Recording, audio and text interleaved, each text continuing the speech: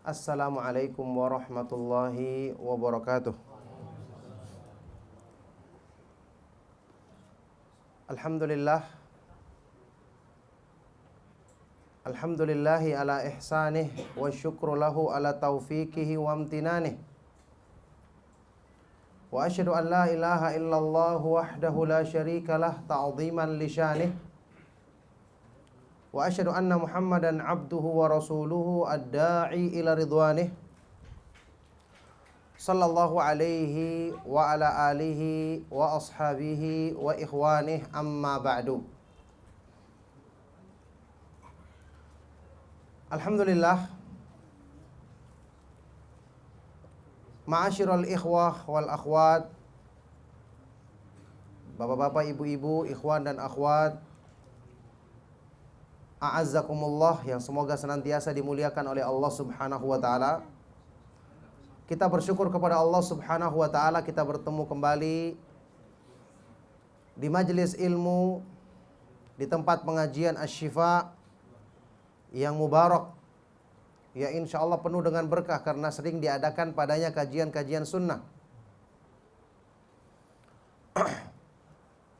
Allah Subhanahu wa taala melimpahkan nikmat yang demikian besar kepada kita dengan kemudahan kita mengenal petunjuk agama yang agung ini di lingkungan masyarakat yang kalau kita pikir sulit untuk mendapatkan pengajaran Islam yang benar.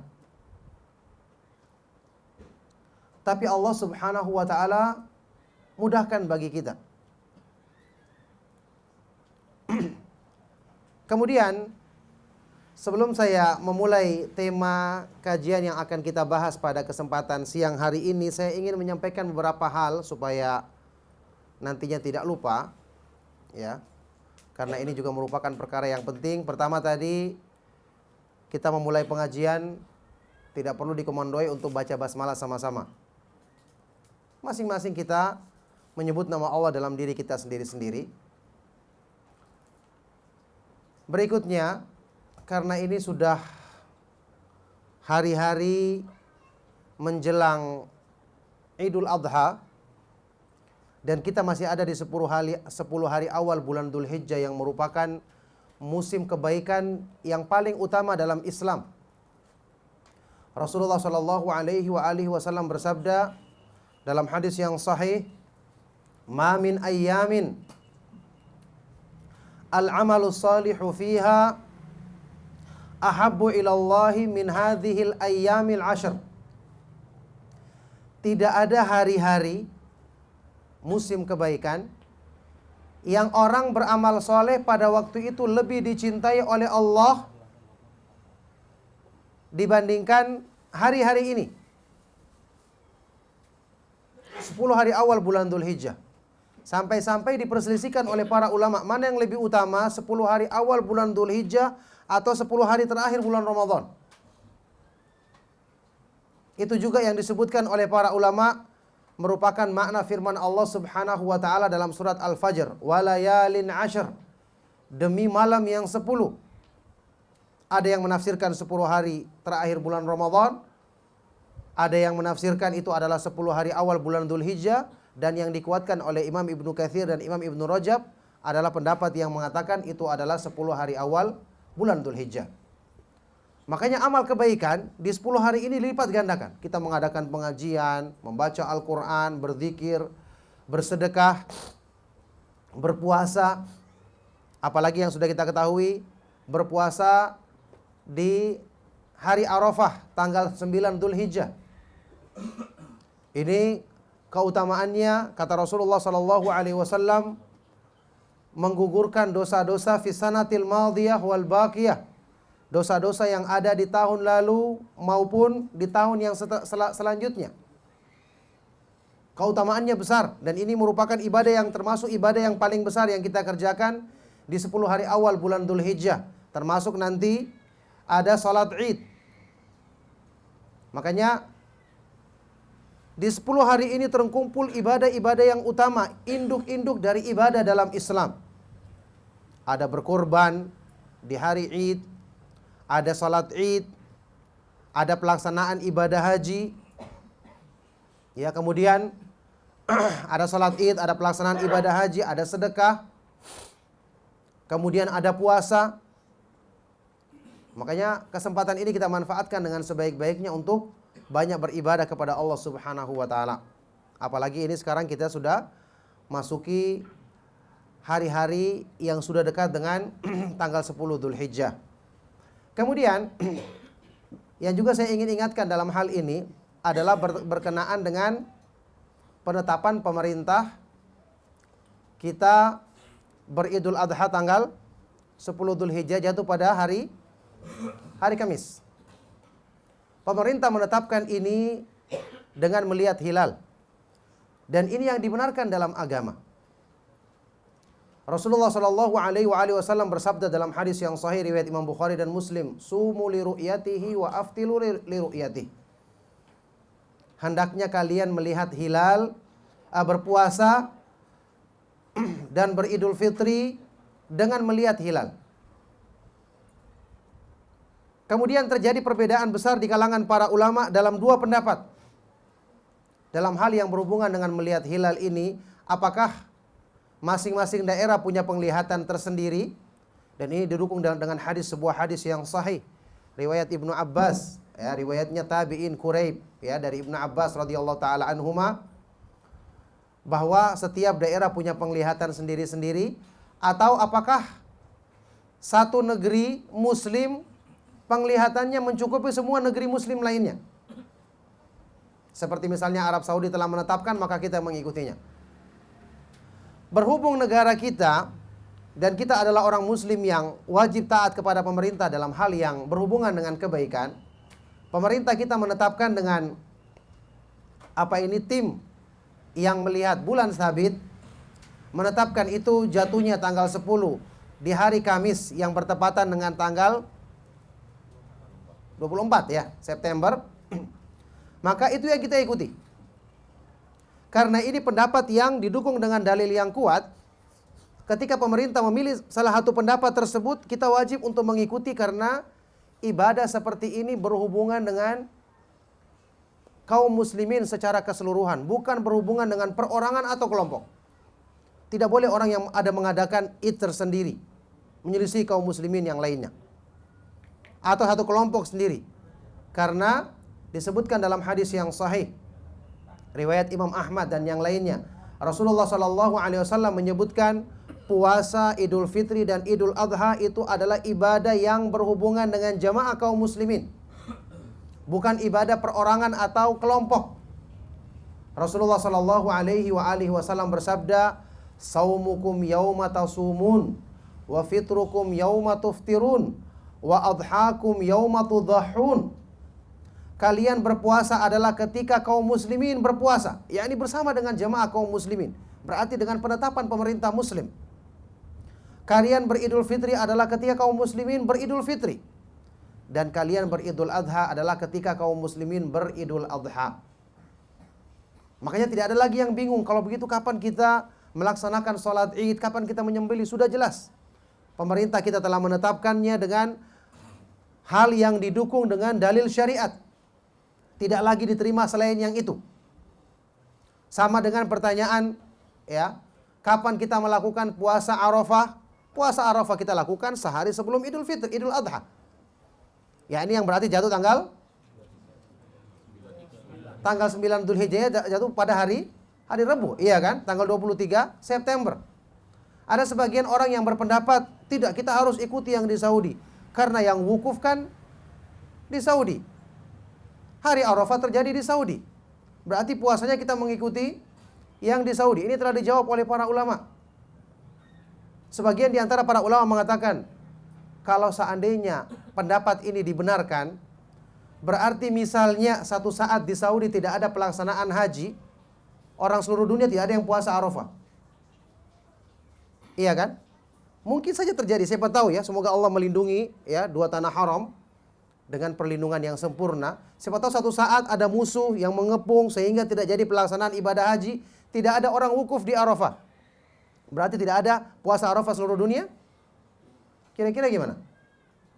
Kalau harus bergantung pada orang yang wukuf, berarti kalau tidak ada wukuf, seluruh dunia tidak boleh puasa.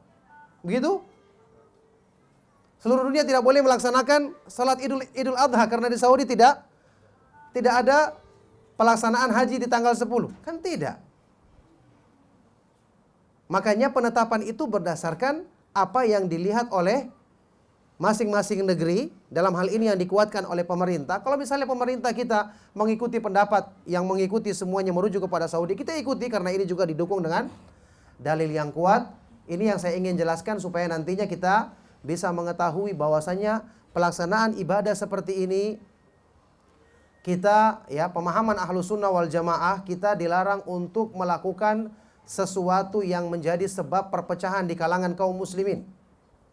Apalagi ini adalah penetapan yang kita ketahui ya, ditetapkan oleh Kementerian Agama berdasarkan tim ru'yah yang disebar berbagai daerah, yang insya Allah keakuratan mereka dalam melihat, kalaupun satu ada yang salah, dua yang salah, tapi yang lain ini dalam bentuk tim yang banyak, itu akan menjadi bukti di hadapan Allah Subhanahu wa taala bahwa kita benar-benar menegakkan ibadah ini sesuai dengan perintah yang disebutkan dalam hadis Rasulullah sallallahu alaihi wasallam yang saya sebutkan tadi.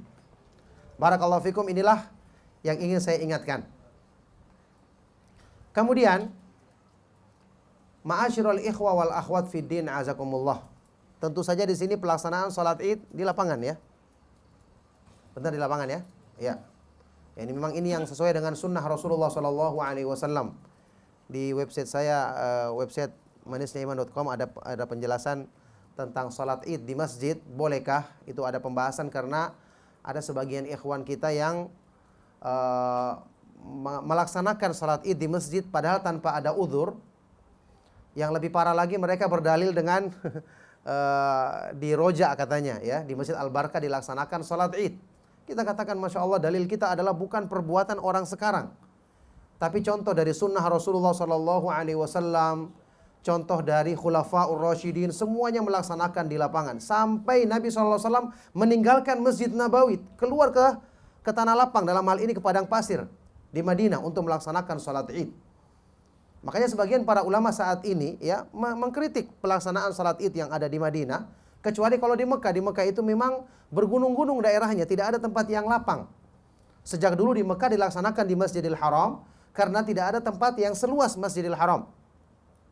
Adapun di tempat lain tetap dilaksanakan di lapangan-lapangan. Sampai kalau di negara-negara Arab ya di padang pasir dilaksanakan. Karena tempat yang luas. Makanya alhamdulillah di negara kita sunnah ini tidak asing, iya kan? Kita bisa laksanakan di tanah-tanah lapang yang luas dengan kita bersihkan terlebih dahulu tempatnya dari mungkin ada najis atau kotoran, kita bersihkan, baru kemudian kita bisa melaksanakan salat Id dengan cara yang sesuai dengan sunnah Rasulullah sallallahu alaihi wasallam, yang ini merupakan sebab kebaikan untuk kita semua. Kalau bukan ahlu sunnah yang menegakkan sunnah ini, maka siapa yang akan menegakkannya? Barakallahu fikum. Alhamdulillah. Jadi tema kita yang akan kita bahas di kajian siang hari ini adalah judulnya Ibunda Para Ulama. Terus ayahandanya kemana? Ini seperti kajian kemarin, kajian untuk ummahat. Memang ummahat ini benar-benar sangat spesial ya. Sampai selalu ada pengajian umum dan mesti juga ada pengajian yang khusus temanya tentang ummahat. Sementara tema tentang laki-laki selalu ya, kalaupun ada jarang, mesti pengajiannya untuk umum, berlaku bagi ikhwan dan akhwat. Tapi tema tentang ummahat selalu diselipkan di tengah-tengah daurah yang khusus tentang ummahat, menunjukkan memang agama Islam sangat memberikan perhatian besar kepada kaum perempuan agar mereka menyadari kemuliaan dan keutamaan besar yang Allah Subhanahu wa taala jadikan pada hak mereka ketika mereka menjalankan agama Allah Subhanahu wa taala dengan baik. Tentu waktu mendengar tema ini kita teringat sebuah tulisan yang ditulis oleh ikhwan kita. Ustaz siapa? Ustaz Sufyan Baswedan ya, yang punya tulisan buku yang berjudul Ibunda Para para ulama. Buku ini saat ini tidak ada di depan saya. Dan juga tema ini saya dapatkan atau saya baru perhatikan ketika sudah tiba di sini. Gitu ya. Ya, antara temanya semua saya perhatikan setelah tiba di sini. Jadi saya tidak persiapan dari rumah. Ala kulli hal, tentu tujuan kita mengkaji tentang para ulama, kehidupan mereka, biografi mereka, yang paling penting adalah untuk mengambil keteladanan. Contoh orang yang baik, kita ikuti kebaikannya supaya Allah Subhanahu wa taala anugerahkan kebaikan kepada kita sebagaimana yang Allah Subhanahu wa taala anugerahkan kepada mereka. Kita ketahui bersama Allah Subhanahu wa taala menjanjikan generasi akhir umat ini kalau ingin baik adalah mengikuti yang awal dengan benar. Allah Subhanahu wa taala berfirman dalam Al-Qur'an surat At-Taubah ayat yang sangat kita kenal. Was-sabiqunal awwaluna minal muhajirina wal ansar walladzina tabauhum bi ihsan radhiyallahu anhum wa radu an wa a'adda lahum jannatin tajri tahtahal anhar. Orang-orang yang pertama dan terdahulu masuk Islam dari kalangan muhajirin dan ansar. Kemudian setelah itu orang-orang yang mengikuti mereka dengan baik. Allah ridha kepada mereka dan mereka pun ridha kepada Allah. Dan Allah menyiapkan bagi mereka surga yang mengalir sungai-sungai di bawahnya. Ittiba bi ihsan, mengikuti dengan baik jalannya para ulama salafus saleh yang terdahulu. Apa artinya mengikuti dengan baik?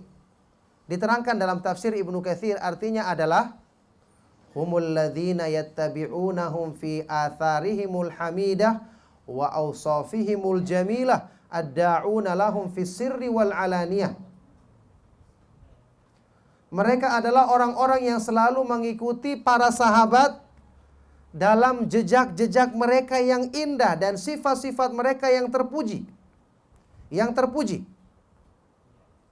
Serta selalu mendoakan mereka, mendoakan kebaikan untuk mereka, baik secara sendirian maupun terang-terangan. Ini tujuan kita mempelajari tentang kebaikan biografi sejarah hidup orang-orang yang mulia sebelum kita. Makanya pembahasan ini termasuk pembahasan yang penting dalam agama dan diberikan perhatian besar oleh sebagian dari para ulama kita. Mungkin kita pernah dengar ucapan Al-Imam Abu Hanifah rahimahullah ta'ala yang mengatakan, hikayatun anil ulama'i wa mujalasatuhum ahabbu ilayya min kathirin minal fiqh lianna fiha adabul qaumi wa akhlaquhum adabal qaumi wa akhlaqahum. Kisah-kisah perjalanan hidup para ulama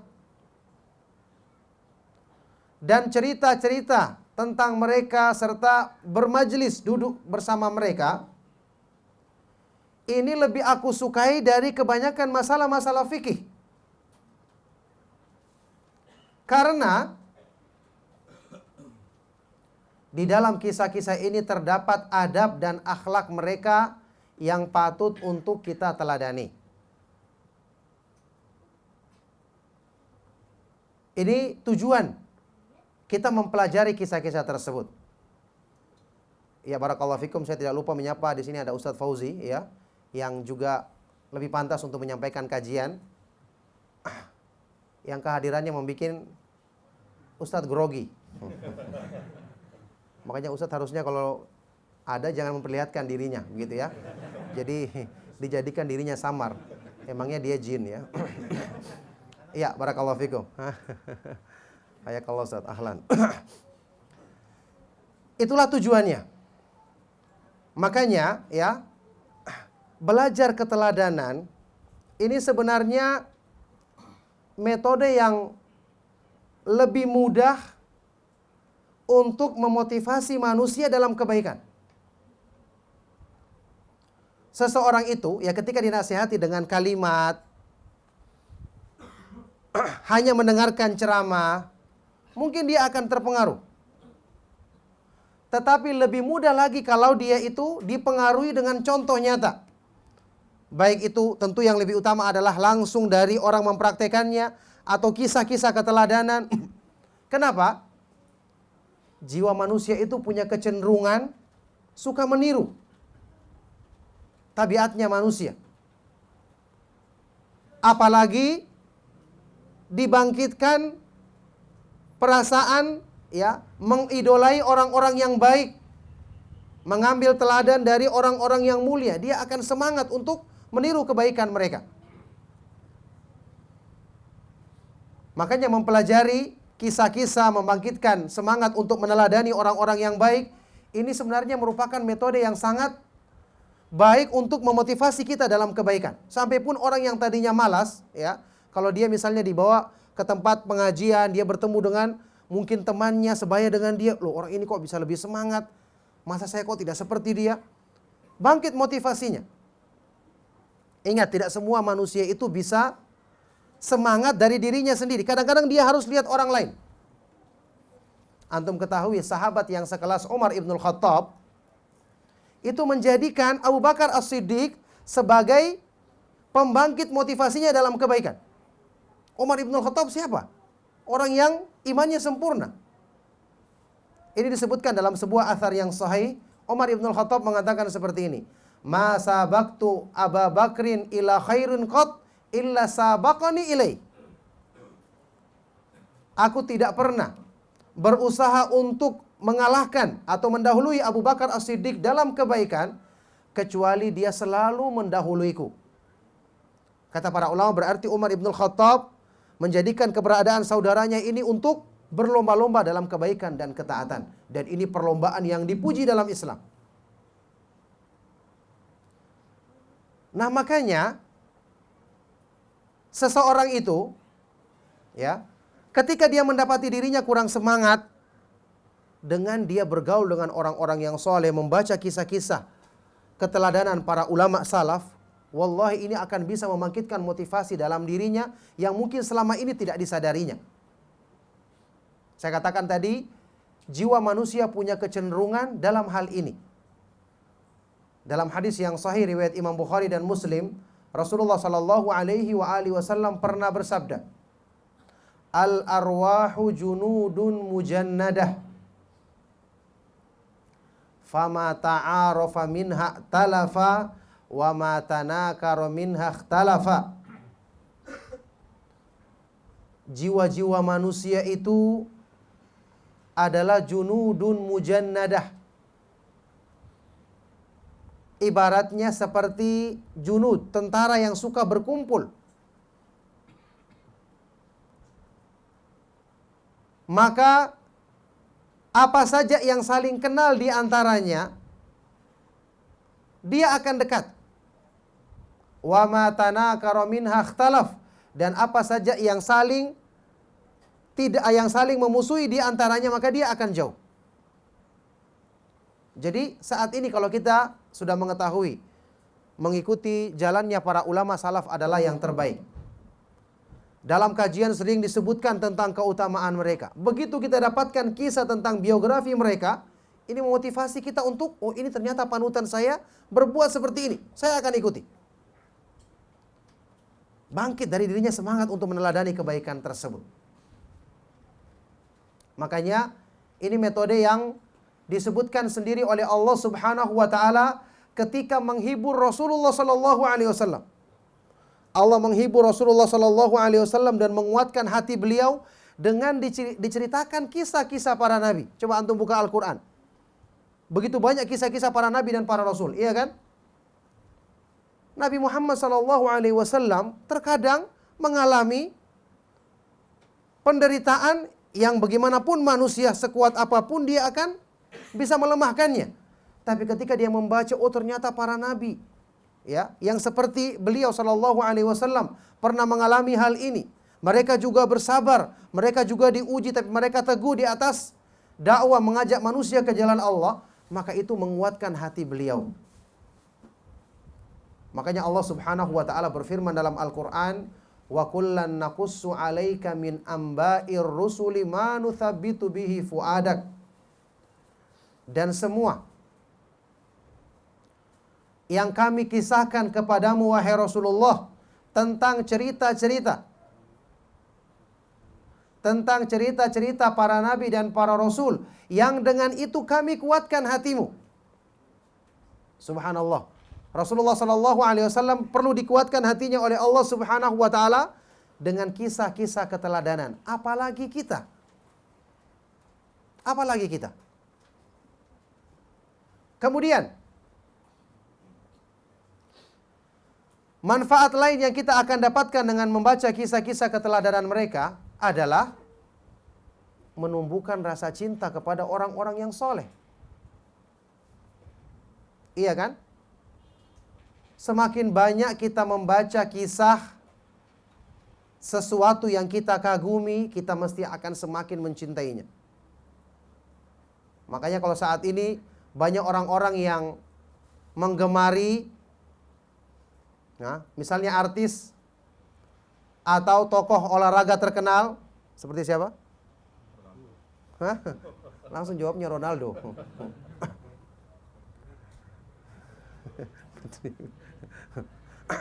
Itu wajar karena kisah-kisah mereka banyak disebutkan.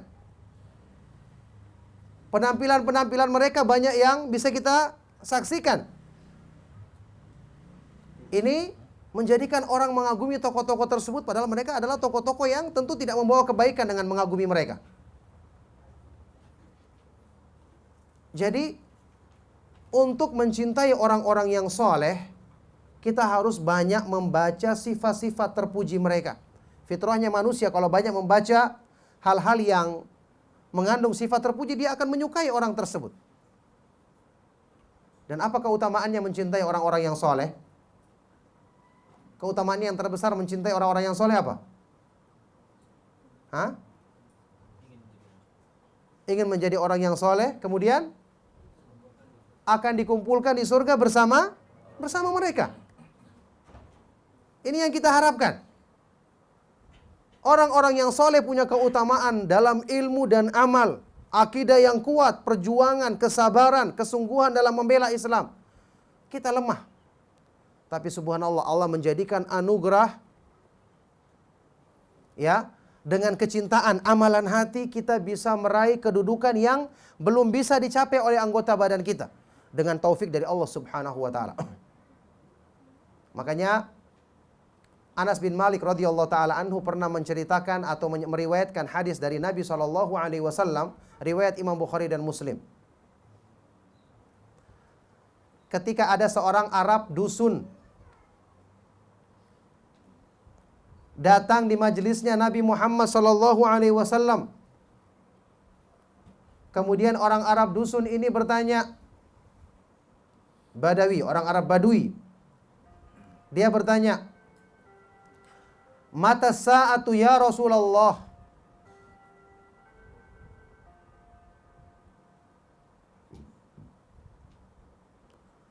Mata sa'atu ya Rasulullah? Kapankah terjadinya hari kiamat wahai Rasulullah? Rasulullah sallallahu alaihi wasallam menjawab pertanyaan ini dengan jawaban yang bijaksana. Beliau mengatakan, "Wa madza a'dadta laha?" Apa yang kamu persiapkan untuk menghadapi hari kiamat? Tidak perlu tanya kapan terjadinya karena ini disembunyikan oleh Allah. Dan memang tidak dibutuhkan dalam keimanan kita mengetahui kapan persis terjadinya hari kiamat. Yang lebih penting adalah apa yang kamu persiapkan untuk menghadapinya. Ditanya seperti ini, orang Arab Badui tersebut menjawab, "La syai'a illa anni uhibbullaha wa rasulah." Tidak banyak persiapanku, akan tetapi aku mencintai Allah dan Rasulnya. Setelah itu Rasulullah sallallahu alaihi wasallam bersabda, "Anta ma'aman ahbabta." Kalau begitu kamu nanti akan dikumpulkan oleh Allah Subhanahu wa taala bersama siapa yang kamu cintai. Subhanallah. Ini salah satu bentuk karunia dari Allah Subhanahu wa taala untuk orang-orang yang kurang amalnya seperti kita. Dengan amalan hati mencintai, seseorang bisa meraih kedudukan yang badannya belum sampai ke situ. Makanya amalan hati itu luar biasa. Ma'asyiral ikhwa fiddin azakumullah. Kalau kita bersihkan hati kita sehingga diisi dengan angan-angan yang tinggi dalam kebaikan, semangat, motivasi untuk meneladani orang-orang yang baik, itu hati bisa membuat kita mencapai kedudukan yang badan kita belum sampai di situ. Apa buktinya? Buktinya ada hadis Rasulullah SAW tentang orang yang mendapatkan derajat mati syahid padahal dia mati di atas tempat tidurnya. Ini hadis sahih riwayat Imam Muslim. Man sa'alallaha ta'ala syahadata bisidqin ballagahullahu manazila syuhada'i wa in mata ala firashihi. Barang siapa yang memohon kepada Allah derajat mati syahid dengan jujur, dengan benar sungguh-sungguh dari hatinya, Allah akan menyampaikan dia kepada kedudukan tingkatan orang yang mati syahid meskipun dia mati di atas tempat tidurnya. Ini menunjukkan keutamaan amalan hati. Jadi Rasulullah SAW bersabda kepada orang Arab Badui tadi, kamu bersama orang yang kamu cintai. Maksudnya nanti di surga tempatmu adalah bersama siapa yang kamu cintai. Rawi hadis ini adalah sahabat yang mulia Anas bin Malik radhiyallahu taala anhu, pelayannya Rasulullah SAW. Abu Hamzah, salah satu dari 7 sahabat yang paling banyak meriwayatkan hadis Rasulullah SAW. Beliau mengomentari hadis ini dengan menyebutkan reaksinya para sahabat ketika mendengarkan hadis ini. Dan wallahi orang-orang yang beriman gembira, bereaksi dengan gembira ketika mendengarkan hadis ini. Apa yang diucapkan oleh Anas bin Malik radhiyallahu taala anhu, beliau mengatakan, "Fama farihna bi syai'in ba'dal Islam farahana biqaulin Nabi sallallahu alaihi wasallam anta ma'aman ahbabta." Kami tidak pernah merasakan kegembiraan setelah masuk Islam seperti gembiranya kami ketika mendengarkan sabda Rasulullah sallallahu alaihi wasallam, engkau akan bersama siapa yang kamu cintai di surga nanti. Jadi para sahabat tidak merasakan gembira seperti gembira saat ini setelah masuk Islam. Kata Anas bin Malik selanjutnya, fa ana uhibbun nabiyya sallallahu alaihi wasallam wa Abu Bakrin wa Umar radhiyallahu taala anhuma wa arju an akuna ma'ahum bihubbi iyahum wa illam a'mal bimithli a'malihim. Maka aku mencintai Rasulullah sallallahu alaihi wasallam. Aku mencintai Abu Bakar As-Siddiq dan Umar ibn al-Khattab radhiyallahu taala anhuma, dan aku berharap Allah mengumpulkan aku di surganya nanti bersama mereka meskipun aku belum bisa mengamalkan amalan seperti yang mereka lakukan. Kita mengatakan yang sama. Kita mencintai para nabi dan para rasul, apalagi nabi kita Nabi Muhammad sallallahu alaihi wasallam. Kita mencintai para sahabat khulafaur rasyidin, al-ashrul mubasysyirina bil jannah, dan semua sahabat radhiyallahu taala anhum ajma'in. Kita mencintai para imam salafus saleh, para imam ahlus sunnah. Dan kita berharap kepada Allah Subhanahu wa taala, semoga Allah Subhanahu wa taala mengumpulkan kita di surga bersama mereka, meskipun kita mengakui kesabaran kita dalam menuntut ilmu sunnah, perjuangan kita dalam menyebarkan sunnah, amal-amal kita dalam mengamalkan sunnah Rasulullah sallallahu alaihi wasallam masih kurang dan tidak seperti apa yang sudah mereka kerjakan. Jadi inilah kebaikan besar di balik hikmah kita mempelajari kisah-kisah keteladanan para ulama. Semangat kita akan bangkit. Allah Subhanahu wa taala rahmatnya lebih luas dari amal-amal yang kita kerjakan. Amal-amal kita saja tidak bisa untuk dijadikan sebagai sesuatu yang memastikan kita masuk ke dalam surga. Dia cuma menjadi sebab, tapi yang menentukan adalah rahmat Allah Subhanahu wa taala dan karunia-Nya. Makanya kalau kita membaca kisah-kisah para ulama, kita menginginkan, menghendaki untuk mendapatkan kemuliaan seperti mereka. Ketika kita ingat Allah Subhanahu wa taala karunia-Nya luas dan sempurna, maka kita pun berharap dan optimis Allah Subhanahu wa taala Maha Kuasa menjadikan mereka seperti itu. Maka apa yang menghalanginya untuk menjadikan kita bisa meraih kedudukan seperti yang telah mereka raih, kalau kita bersungguh-sungguh untuk menempuh dan mengikuti jalan mereka dengan baik dan benar. Nah, oleh karena itulah, ma'asyiral ikhwa wal akhwat fid din azakumullah, sebagai konsekuensinya tentu kita harusnya banyak membaca kisah-kisah keteladanan mereka, kemudian berusaha untuk menerapkannya sedikit demi sedikit dalam kehidupan kita. Mulai dari masalah keteladanan tadi. Sekarang kita membahas tentang ibunda para ulama. Ya, ini maaf karena berhubungan dengan kajian yang temanya dihususkan untuk ummahat. Kenapa yang dibahas ibunda para ulama? Jawabannya,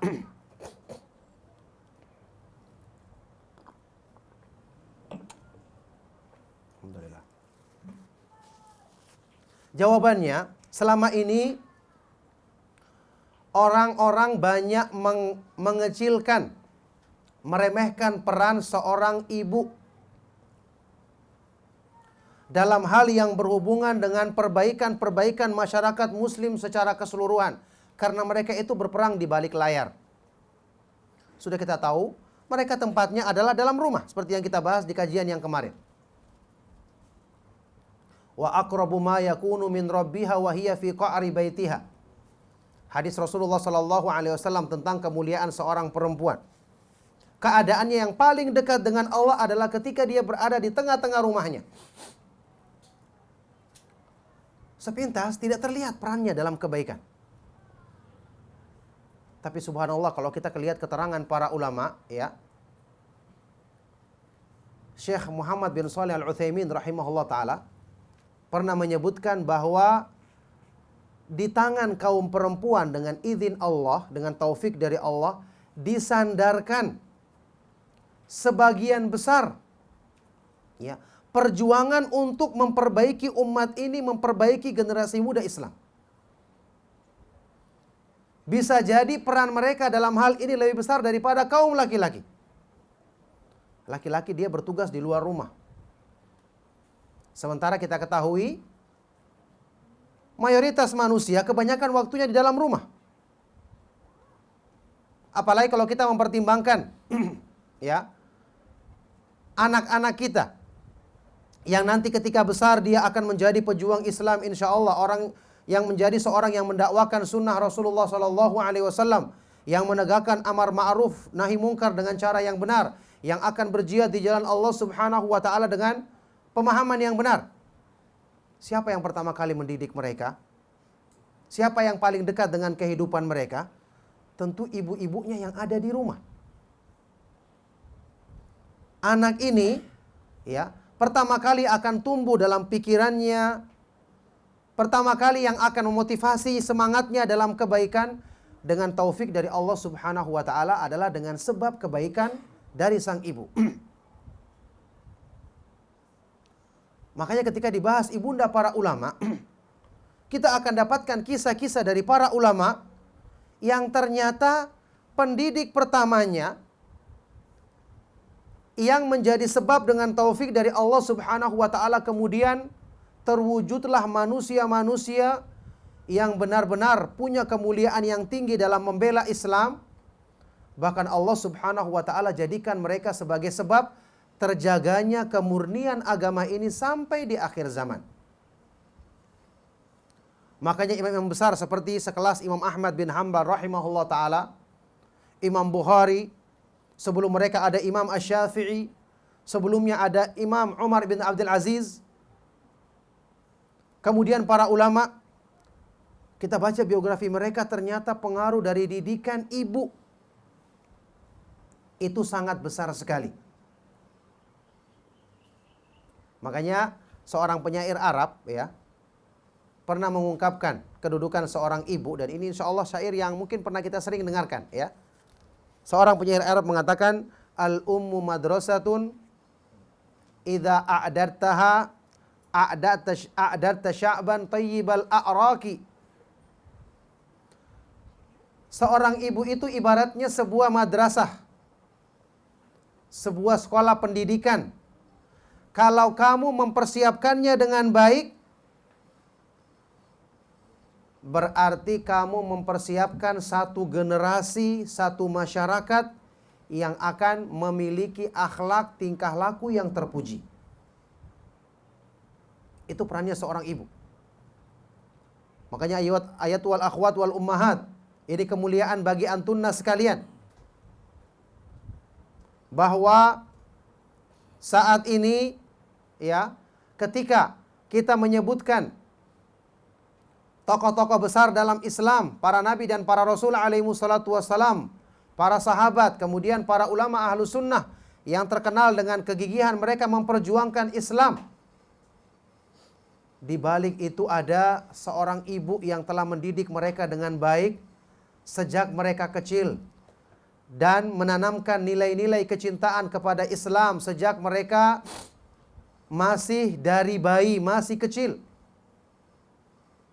Yang ini tentu pahalanya dan keutamaannya akan Allah Subhanahu wa taala berikan dengan sempurna bagi mereka-mereka yang menjadi sebab terwujudnya kebaikan tersebut. Makanya ya, kita dapati dalam hal ini seperti yang disebutkan dalam kisahnya Al-Imam Ahmad bin Muhammad ibnu Hanbal, Ahmad ibnu Hanbal. Ketika fitnah membela akidah ahlu sunnah wal jamaah yang kita kenal bersama kisahnya, beliau dipuji sebagai imam yang sejati. Di dalam biografinya, di dalam kitab Syiar A'lamin Nubala disebut sebagai al-imamu haqqan wa syekhul islami sidqan. Imam yang sebenarnya dan syekhul Islam yang sejati, yang sesungguhnya. Coba kita buka biografinya. Ternyata Imam Ahmad bin Hanbal rahimahullah ta'ala sejak kecil adalah seorang yatim. Setiap hari sebelum sholat subuh, ibunya menggendong Imam Ahmad yang masih kecil untuk menempuh jalan berkilo-kilometer, dibawa ke sebuah masjid yang di situ ada seorang ulama yang mendidik anak-anak kecil. Yang mendidik anak-anak kecil. Sebelum salat subuh dibawa, digendong anaknya, kemudian dia salat di situ bersama anaknya, dan anaknya ditunggui sampai waktu siang. Anaknya belajar Al-Quran, belajar hadis, belajar kebaikan-kebaikan adab dari gurunya. Setelah selesai, anaknya digendong kembali pulang ke rumahnya. Setiap hari yang dikerjakan seperti itu. Kemudian apa yang terjadi? Imam Ahmad bin Hanbal rahimahullah ta'ala, kita ketahui keadaannya. Dalam masalah hadis Rasulullah SAW, beliau dikatakan sebagai imam termasuk yang paling kuat hafalannya. Dalam masalah ketelitian dalam riwayat, beliau terkenal sebagai imam yang paling kuat dalam ketelitiannya. Dalam masalah mengkritik kesahihan hadis, masalah yang berhubungan dengan ilmu jarh wa ta'dil, memeriksa rawi-rawi hadis, maka beliau adalah imam, salah satu imam yang terbesar dalam masalah ini. Subhanallah, berapa besar keutamaan yang didapatkan oleh ibunya dengan mendidik anak yang seperti ini. Kita ketahui semua, anak itu kebaikannya akan sampai kepada orang tuanya karena dia termasuk usaha orang tuanya. Bahkan ini termasuk jejak yang ditinggalkan orang tuanya. Sanaktubu ma qaddamu wa atharahum. Allah berfirman dalam Al-Quran surat Yasin, kami akan tulis apa yang dikerjakan oleh manusia dan jejak-jejak yang ditinggalkannya. Makanya dalam hadis hasan riwayat Imam Ahmad, Rasulullah SAW pernah bersabda, Inna atyaba ma akala rajulu min kasbihi wa inna waladahu min kasbihi. Sesungguhnya sebaik-baik makanan yang dimakan oleh seseorang adalah dari usahanya sendiri, dan sungguh anaknya adalah termasuk usahanya. Berarti termasuk amal jariyah yang terus mengalir pahalanya adalah seseorang yang mendidik anaknya dengan baik. Setelah itu dia menjadi anak yang soleh, maka kebaikan-kebaikan yang dikerjakannya akan terus mengalir pahalanya kepada orang tuanya, terutama ibunya tentu saja. Ini keutamaan yang luar biasa. Mungkin kaum perempuan tidak akan disebut karena anak itu akan dinisbatkan kepada bapaknya, Imam Ahmad bin Muhammad bin Hambal. Entah ibunya siapa, paling kita katakan ibunya Ummu Ahmad, iya kan? Siapa ibunya Imam Ahmad? Ummu Ahmad. Caranya begitu, kalau ditanya kita bingung. Siapa ibunya Imam Muhammad bin Ismail Al-Bukhari? Ya, Ummu Muhammad. Namanya Muhammad bin Ismail. Jadi ibunya tidak dikenal. Tetapi kebaikan yang Allah Subhanahu wa taala siapkan bagi dirinya, apalagi dengan dia tidak dikenal, tentu ya keikhlasannya lebih mudah, iya kan? Imam Syafi'i rahimahullah ta'ala pernah disampaikan kepada beliau bahwa buku-bukunya telah tersebar banyak dibaca oleh manusia, banyak yang mengambil manfaat darinya. Apa kata beliau? Lawaditu ayya'rifahun nas duna an yunsaba ilayya harfun minhu. Sungguh aku ingin manusia mengetahui buku-bukuku tanpa ada yang dinisbatkan kepadaku sedikit pun. Yakni biarlah orang membacanya, tidak perlu saya dikenal. Karena menyembunyikan amal itu sulit.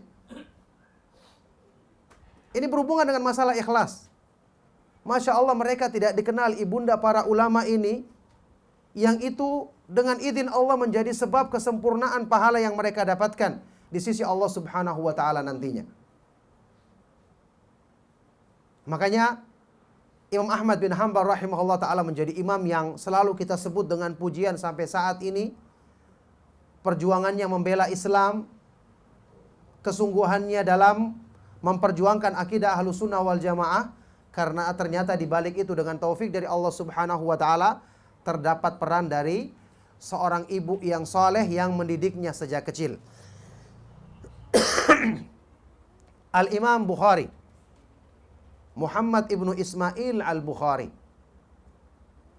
ketika disebutkan para ulama diperumpamakan sebagai gunung-gunung, maka beliau adalah gunung yang tertinggi sebagai Jabalul Hifdz,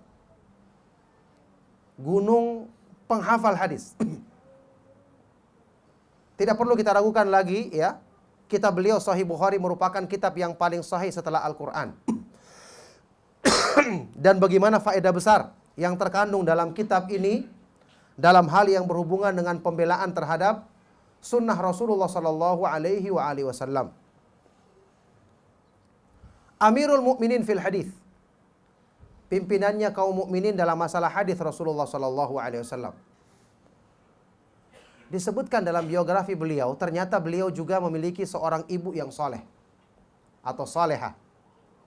Imam Bukhari itu sejak kecil dia buta. Bapaknya juga seorang ahlul hadis. Bapaknya itu pernah mendengarkan hadis Nabi SAW dari Imam Malik bin Anas, beberapa ulama di zamannya. Dan bapaknya adalah seorang pedagang yang dia pernah mengatakan, wallahi sesungguhnya aku tidak mengetahui pada harta yang aku miliki ada barang yang syubhat apalagi yang haram. Jadi subhanallah, Allah itu menyiapkan para ulama dengan orang tua yang memang sudah menjaga diri mereka dalam kebaikan, sehingga Allah Subhanahu wa taala mudahkan keturunan mereka pun menjadi panutan dalam kebaikan. Jadi beliau ini sejak kecil buta. Kemudian ibunya selalu berdoa kepada Allah Subhanahu wa taala untuk kebaikan anaknya, untuk dikembalikan penglihatannya, kemudian untuk bisa menjadi penghafal hadis yang kuat. Sampai ketika satu malam, ya, ibunya itu bermimpi. Dalam mimpinya dia bertemu dengan Nabi Ibrahim alaihi salatu wassalam. Dalam mimpinya Nabi Ibrahim mengatakan kepadanya, "Ya hadhihi qad raddallahu ala ibniki basarahu likathrati du'aiki lahu." Wahai perempuan, sungguh Allah Subhanahu wa taala telah mengembalikan penglihatan anakmu karena banyaknya doa yang kamu sampaikan kepadanya. Ketika dia bangun di pagi hari, dia mendapati Imam Bukhari telah bisa melihat kembali, hilang butanya dengan izin Allah Subhanahu wa taala karena kesolehan dari sang ibu dan banyaknya doa yang disampaikannya kepada Allah Subhanahu wa taala. Jadi juga di balik Imam Bukhari yang memiliki hafalan yang demikian kuat, yang terkenal dengan pembelaan terhadap sunnah Rasulullah SAW, terdapat ibu yang soleh yang mendidiknya dengan kebaikan. Insya Allah kisah yang sama kita pernah baca dari kisahnya Imam Asy-Syafi'i, Umar bin Abdul Aziz. Dua-duanya ini merupakan mujaddid, pembaharu. Yang pertama Umar bin Abdul Aziz, kemudian pembaharu kedua adalah Imam Asy-Syafi'i. Di balik dua pembaharu pertama dalam Islam ini, yang mereka disebut oleh para ulama termasuk hadis Rasulullah sallallahu alaihi wasallam yang sahih riwayat Abu Daud, "Innallaha yab'atsu li hadhil ummati ala ra'si kulli mi'ati sanatin man yujaddidu laha dinaha atau amra diniha." Sesungguhnya Allah Subhanahu wa taala akan membangkitkan untuk umat ini setiap permulaan 100 tahun orang yang akan memperbaharui, mengajak manusia kembali kepada agama yang murni seperti yang Allah Subhanahu wa taala turunkan kepada Rasulullah sallallahu alaihi wasallam. Ini hadis riwayat Abu Daud, Imam Ahmad dan yang lainnya. Imam Ahmad mengomentari hadis ini, beliau mengatakan, "Fanadharna," kita melihat dalam sejarah, maka yang kita dapati di 100 tahun pertama orangnya adalah Umar bin Abdul Aziz. Di 100 tahun berikutnya orangnya adalah Al-Imam Muhammad ibnu Idris Asy-Syafi'i, Imam Ahlus Sunnah yang mulia. Ternyata di balik mereka berdua ini ada seorang ibu solehah yang mendidik mereka sejak kecil. Kisah tentang Umar bin Abdul Aziz, tentang ibu beliau, insya Allah kita masih ingat. Siapakah ibu beliau? Pemerah susu di zamannya Umar ibn Khattab, yang kemudian dinikahkan dengan putranya Umar ibn Khattab. Bagaimana kisahnya? Ya, ini kejujurannya, ketakutannya kepada Allah Subhanahu wa taala ketika diperintahkan oleh ibunya untuk mencampur susu yang asli dengan air. Jadi dari wanita yang seperti ini, dengan izin Allah Subhanahu wa taala, lahirlah pembaharu Islam yang pertama. Yang dengan sebab beliau juga hadis-hadis Rasulullah sallallahu alaihi wasallam terjaga, karena di zamannya dia yang memerintahkan kepada Imam Ahlus Sunnah, Imam Ahlul Hadis yang terkenal, yaitu Imam Az-Zuhri, Muhammad ibnu Muslim ibnu Ubaidillah ibnu Abdillah ibnu Syihab Az-Zuhri, untuk mengumpulkan hadis-hadis Rasulullah sallallahu alaihi wasallam di zamannya. Ini kisah yang menunjukkan kepada kita bagaimana peran seorang wanita muslimah, ya, dengan izin Allah Subhanahu wa taala menjadi sebab lahirnya para imam-imam besar Ahlus Sunnah yang mengajak manusia ke jalan petunjuk Allah Subhanahu wa taala, ke jalan sunnah Rasulullah sallallahu alaihi wasallam. Oleh karena itu, ya, dan kisah-kisah yang semakna tentu saya banyak untuk kita ceritakan. Ini semua menunjukkan kepada kita kebaikan itu Allah Subhanahu wa taala jadikan dengan sebab. Allah Subhanahu wa taala jadikan dengan sebab. Seorang pendidik yang baik, dalam hal ini pendidik pertama bagi anak-anak kita adalah ibunya di rumah. Sudah kita katakan tadi, ibu itu seperti madrasah. ibu itu yang akan menjadi panutan bagi anaknya. Kalau dia memposisikan dirinya sebagai pendidik yang baik, sumber pengaruh yang baik bagi anaknya, otomatis anak-anaknya juga akan mudah mendapatkan kebaikan tersebut. Ini termasuk hal yang dinasihatkan kepada akhwat dan ummahat rahimakunallah. Ketika mereka ingin mendapatkan keutamaan dan kemuliaan seperti ini, ingat ya, keutamaan ini sudah tadi kita sebutkan kemuliaannya, pahalanya. Kebaikan yang diamalkan oleh anak ini akan terus mengalir kepadanya. Makanya hadis Rasulullah SAW ini berkali-kali saya ingatkan karena banyak orang yang salah faham dalam memahaminya. Hadis sahih riwayat Imam Muslim. Idza mata ibnu Adam inqata'a amaluhu illa min thalathin. Ketika seorang manusia telah meninggal dunia, terputus amalnya kecuali dari 3 jalur. Yang dia punya usaha di situ. Yang pertama apa? Sedekah, sedekatun jariyah. Sedekah yang terus mengalir pahalanya. Satu fasilitas kebaikan yang terus digunakan untuk kebaikan. Masjid, tempat pengajian, atau ceramah-ceramah yang bermanfaat dan yang lainnya. Yang kedua apa? Ilmun yuntafa'u bihi, ilmu yang bermanfaat, diambil manfaatnya. Yang ketiga apa? Waladun saleh yad'u lahu, anak yang soleh yang selalu berdoa mendoakan kebaikan untuk orang tuanya. Saya beberapa kali ingatkan di kajian, ada orang yang mengartikan yang ketiga, doanya anak yang soleh. Ini keliru. Rasulullah SAW tidak mengatakan doanya anak yang soleh. Doa itu bisa sampai, tapi tidak dibatasi dalam hadis ini cuma doa saja. Rasulullah mengatakan anak soleh, berarti semua kebaikan anak tersebut sampai. Adapun sifat selalu mendoakan orang tuanya, ini sebagai motivasi bagi anak untuk selalu mendoakan orang tuanya.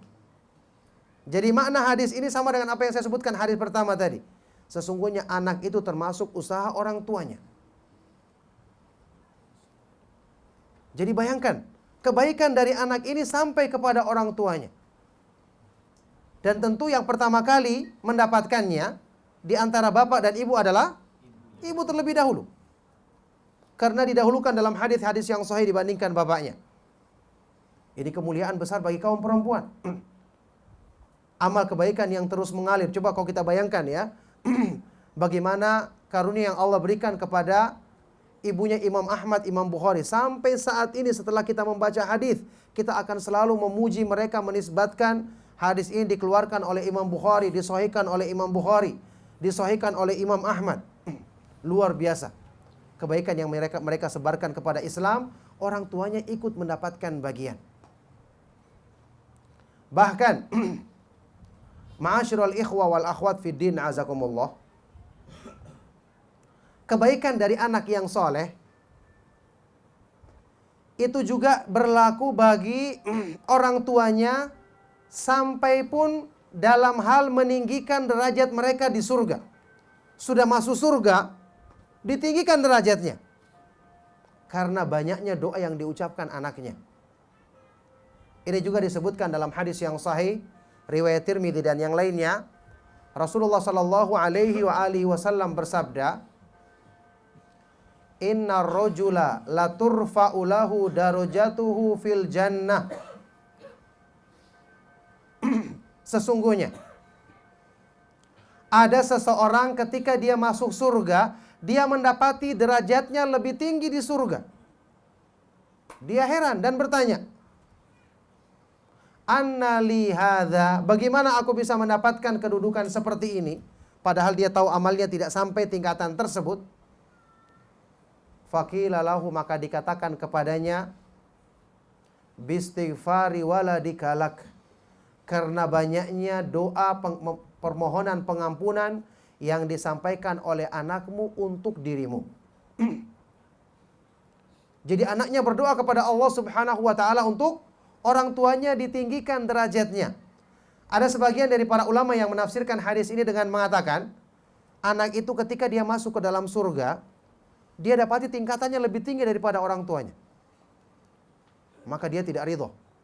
Dia berdoa kepada Allah Subhanahu wa taala terus-menerus memohon supaya tingkatan orang tuanya dijadikan sama dengan tingkatan dirinya, agar dia bisa berkumpul dengan orang tuanya. Dan Allah Subhanahu wa taala mengabulkan doa tersebut. Maka tentu ini merupakan kemuliaan dan keutamaan yang sangat besar. Oleh karena itu, ya ma'asyiral ikhwa wal akhwat fid din azakumullah, kita sampaikan kepada akhwat dan ummahat tentang kemuliaan ini. Kita pahamkan kepada istri-istri kita, ya, bahwa kemuliaan ini benar-benar Allah Subhanahu wa taala turunkan rahmatnya yang sempurna kepada kaum perempuan untuk meraih kedudukan yang mulia ini. Kalau mereka menjalankan tugas mereka dalam hal ini dengan sebaik-baiknya. Oleh karena itu, ma'asyiral ikhwa wal akhwat, utamanya ayat wal akhwat wal ummahat, tentu saja kemuliaan seperti ini membutuhkan persiapan. Setelah banyak berdoa kepada Allah Subhanahu wa taala. Karena Allah Subhanahu wa taala menjadikan kebaikan bagi para ulama ahlu sunnah ini dengan sebab ibu-ibu mereka yang saleh, itu Allah Subhanahu wa taala jadikan dengan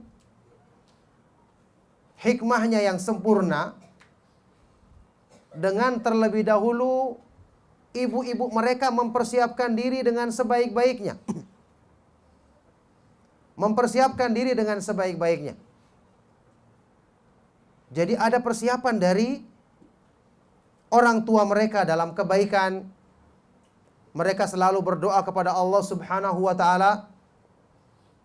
Makanya kita ketahui bersama orang-orang yang soleh, tentu mereka tidak ridho kalau kebaikan itu hanya mereka yang lakukan, sementara orang-orang di dekatnya, orang-orang di sekitarnya, apalagi orang-orang yang dicintainya, tidak melakukan kebaikan-kebaikan tersebut. Ini juga penting bagi kita untuk kita renungkan, bahwa kita dianjurkan untuk berdoa kebaikan untuk diri kita, untuk keluarga-keluarga kita, untuk anak-anak kita. Ini bahkan yang disebutkan dalam Al-Quran, doanya orang-orang yang soleh. Kita ketahui bersama ketika Allah Subhanahu wa taala menyebutkan ini dalam firman-Nya, ketika menyebutkan sifatnya ibadur rahman, hamba-hamba Allah yang bertakwa, hamba-hamba Allah yang maha pemurah. Yaitu Allah Subhanahu wa taala berfirman, "Walladzina yaquluna rabbana hablana min azwajina wa dzurriyyatina qurrata a'yunin waj'alna lil muttaqina imama." Dan mereka adalah orang-orang yang mengucapkan dalam doanya, "Wahai Rabb kami, hablana, anugerahkanlah kepada kami dari istri-istri kami dan anak-anak keturunan kami sebagai penyejuk hati kami, qurrata a'yun, penghibur jiwa kami, dan jadikanlah kami sebagai pemimpin bagi orang-orang yang bertakwa." Anak dan istri atau anak dan suami menjadi penyejuk hati bagi orang yang beriman adalah ketika orang yang beriman itu melihat mereka selalu terbiasa melakukan ketaatan kepada Allah. Makanya mereka telah mempersiapkan ini sebelumnya. Ini juga perlu kita ingatkan kepada kita semua, ya, secara umum orang tua, apalagi ibu yang tentu lebih banyak berperan dalam mendidik anak. Kita harus ingat bahwa kebaikan dari anak tersebut sangat bergantung dengan taufik dari Allah, dari sebab kebaikan pada orang tuanya, utamanya ibunya. Karena sudah merupakan salah satu sebab yang ditetapkan oleh Allah Subhanahu wa taala dalam ketentuannya, bahwa yang namanya guru, pendidik, kebaikannya itu akan menular kepada anak didiknya. Ini sudah merupakan kaidah umum dalam Islam. Kenapa dalam Islam kita belajar harus memilih guru? Ucapan yang terkenal dari Imam Muhammad ibnu Sirin dari kalangan tabi'in. Inna hadzal ilma dinun fanzuru amman ta'khuduna dinakum. Sesungguhnya ilmu yang kalian pelajari adalah agamamu. Maka lihatlah dari siapa kamu mengambil agamamu. Tidak boleh kita mengambil dari sembarang orang. Kita sebagai murid mesti akan dipengaruhi dengan guru kita. Tidak boleh mengambil sembarangan. Dulunya para ulama ahlul hadis, ya, kalau mereka ingin belajar, tahu apa yang dilakukan? Ada seorang guru hadis. Mereka datang berkunjung dulu ke tetangganya. Bagaimana akhlaknya orang ini? Bagaimana sholatnya? Bagaimana tingkah lakunya? Sampai tetangganya pada bingung. Bertanya, hal turiduna an tuzawwiju? Pertanyaan begitu. Kalian ingin menikahkan dia? Pertanyaannya detail sekali. Melebihi dari CV-CV yang untuk masuk ke perusahaan. Pertanyaannya ditanyakan semua detailnya. Bagaimana sholatnya, bagaimana akhlaknya, bagaimana dia pergaulannya, penegakannya terhadap sunnah. Ditanyakan sampai tetangganya mengatakan, apakah kalian ingin menikahkan dia? Jadi mereka datang melihat dulu. Waktu misalnya dekat masjid, datang ke masjidnya, lihat bagaimana sholatnya dia, sesuai sunnah apa tidak. Bagaimana tingkah lakunya kepada masyarakat sekitarnya. Kalau sudah terbukti baiknya, baru mereka datang mengambil ilmu darinya. Teliti.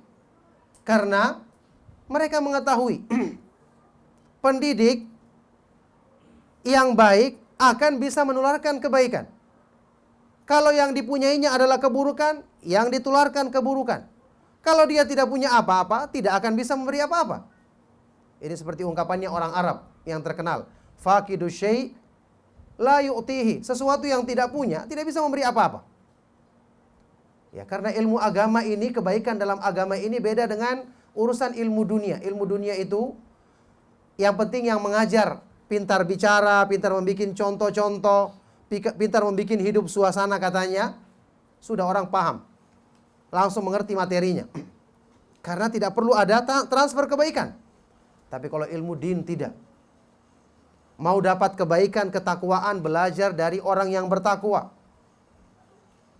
Para sahabat radhiyallahu taala anhum ajma'in, kenapa menjadi generasi yang paling utama? Kenapa mereka menjadi generasi yang terbaik?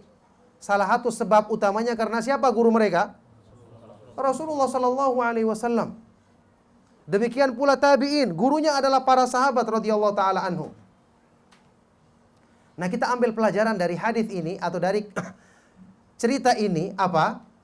Seorang ibu kalau dia ingin mendidik anak yang baik, maka dia harus mempersiapkan diri sebagai sumber kebaikan dengan persiapan yang benar.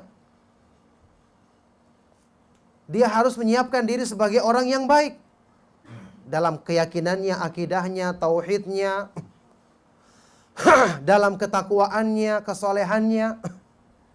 Ingat saat ini ya, kita selalu mendengarkan keluhan.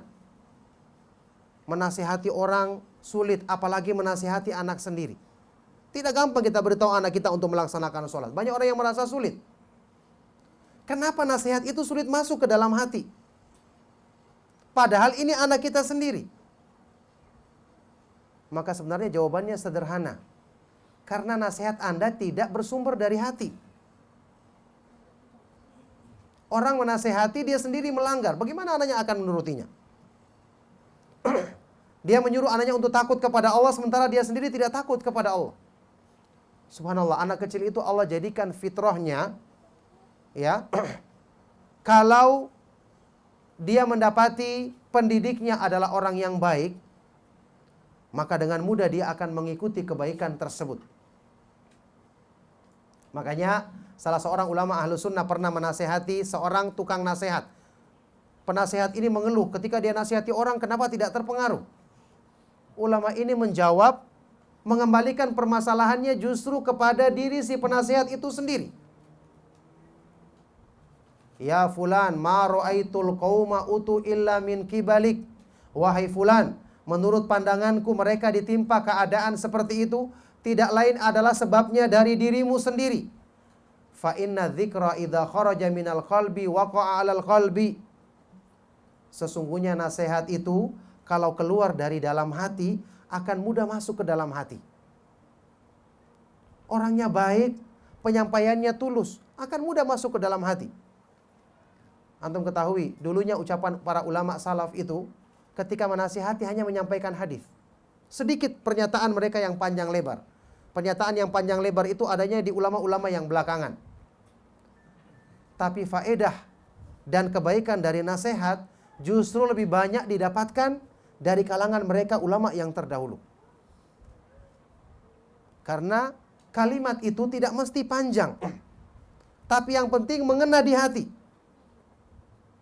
Nah, untuk bisa mencapai yang seperti ini, membutuhkan orang yang mengucapkannya juga punya hati yang tulus. Punya ketakwaan yang bisa ditransfer kepada orang yang dinasihatinya. Ini permasalahannya.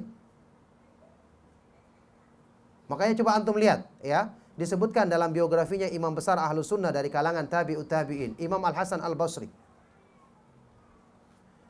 Beliau ini disebutkan dalam biografinya ketika ada salah seorang yang mendengarkan tentang ketaatan beliau, ketekunan beliau dalam beribadah. Ketika memerintahkan sesuatu dia yang pertama kali mengerjakannya, melarang dari sesuatu dia pertama kali mengerjakannya, meninggalkan larangan tersebut. Sampai orang berkomentar apa? Kaifa yadhillu qaumun hadza fihim? Bagaimana mungkin satu kaum akan tersesat kalau orang seperti ini tinggal di tengah-tengah mereka? Jadi keberadaan seorang pendidik yang baik, belum berbicara, baru contohnya itu sudah menyelamatkan banyak orang. Baru tingkah lakunya sudah menjadi panutan kebaikan bagi orang. Itu belum berbicara. Nah, yang seperti ini harus kita berusaha miliki. Kalau kita ingin menjadi pendidik yang baik, yang bisa menularkan kebaikan kepada anak-anak kita atau kepada anak-anak didik kita. Makanya ayat wal akhwat wal ummahat yang insya Allah akan menjadi calon-calon ibunda para ulama, orang-orang yang berilmu yang menyebarkan sunnah Rasulullah Sallallahu Alaihi Wasallam. Ya, mungkin banyak di antara kita yang berpikir saya terlambat belajar. Alhamdulillah tidak ada yang terlambat, ya. Sudah mengenal sunnah, katanya sudah tua, tidak bisa lagi belajar bahasa Arab, sulit menghafal, gitu ya. Tapi semua kemudian optimis ketika mendapati kenyataan, alhamdulillah anak-anak saya mungkin bisa menjadi tabungan kebaikan buat saya. Nah, untuk ini perlu persiapan. Perlu persiapan dari orang tuanya karena mereka akan menjadi sumber kebaikan. Yang kalau sumbernya baik, maka insya Allah media yang akan menerima kebaikan pun juga akan mudah dimasuki kebaikan.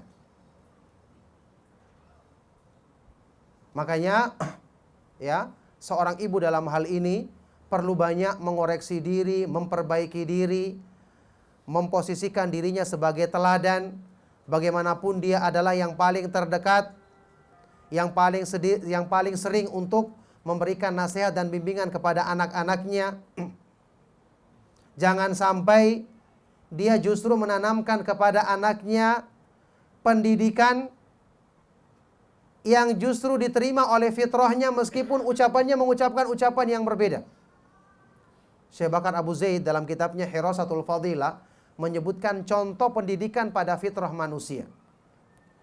Ibunya menasihati anaknya, jangan berbuat begini, jangan berbuat begini. Sementara ibunya sendiri melanggar. Pakaiannya tidak sesuai dengan syar'i. Waktu melaksanakan sholat terlambat, bahkan sampai keluar waktunya. Seling keluar rumah tanpa alasan yang syar'i. Anaknya diingatkan untuk baik. Kata beliau, ucapan itu pengaruhnya sedikit. Lebih banyak apa yang disaksikan oleh anak tersebut. Ini yang namanya pengajaran pada fitrah manusia, kata beliau. Justru akan terbentuk dari apa yang dilihat dan terbiasa didapatkan dari orang tuanya. Makanya sebagian dari para ulama membenarkan dan menukil dan membenarkan ungkapan seorang penyair Arab yang menyebutkan man syabba ala syai'in syaba alaih. Barang siapa yang ketika kecil terbiasa melihat atau melakukan sesuatu, ketika besar pun dia akan terus melakukan sesuatu itu. Kalau sudah begini maka akan sulit untuk dirubah, diperbaiki. Nah, oleh karena itulah di sini penting sekali kita untuk memposisikan diri kita sebagai sumber kebaikan. Makanya kebaikan-kebaikan tersebut terlebih dahulu harusnya kita miliki agar kita bisa memberikan pengaruh yang baik kepada anak-anak kita atau anak didik kita. Nah, ini barakallahu fikunna ya, ikhwan dan akhwat sekalian, utamanya ayat wal akhwat wal ummahat rahimakunallah. Ini merupakan nasihat yang semoga menjadi sebab kebaikan bagi kita semua. Tentu saja Allah Subhanahu wa taala yang maha sempurna rahmatnya, yang selalu kita memohon kepadanya agar menjadikan kita dimudahkan untuk meraih kebaikan-kebaikan besar untuk diri kita, untuk keluarga kita, utamanya untuk orang-orang yang kita cintai. Dengan selalu berdoa, dan saya katakan tadi, ingat, banyak membaca kisah-kisah keteladanan para ulama. Insya Allah itu akan menjadi motivasi kebaikan besar dalam hati kita. Yang paling penting, menumbuhkan rasa cinta kita kepada orang-orang yang soleh, yang itu akan menjadi sebab kita akan dikumpulkan bersama mereka di dalam surga nanti dengan rahmat dan taufik dari Allah Subhanahu wa taala. Semoga kajian yang saya sampaikan di sore hari ini bermanfaat dan menjadi sebab kebaikan bagi kita semua. Masih ada waktu untuk kita tanya jawab ya, karena mestinya pertanyaannya banyak. Maka semoga apa yang kita kaji bermanfaat, dan mohon maaf jika ada yang salah dan kurang. Saya cukupkan. Sallallahu wasallam wa barak ala nabiyina Muhammad wa ala alihi wa sahbihi wa man tabi'ahum bi ihsanin ila yaumiddin wa akhiru da'wana anil hamdulillahi rabbil alamin.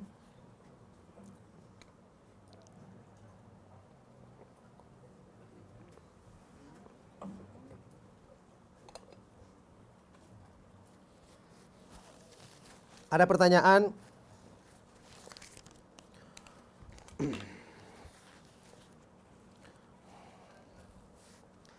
Ustadz, bagaimana sistem pendidikan yang sesuai dengan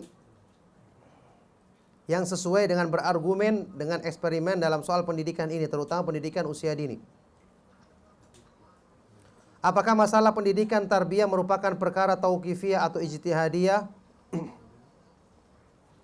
Iya.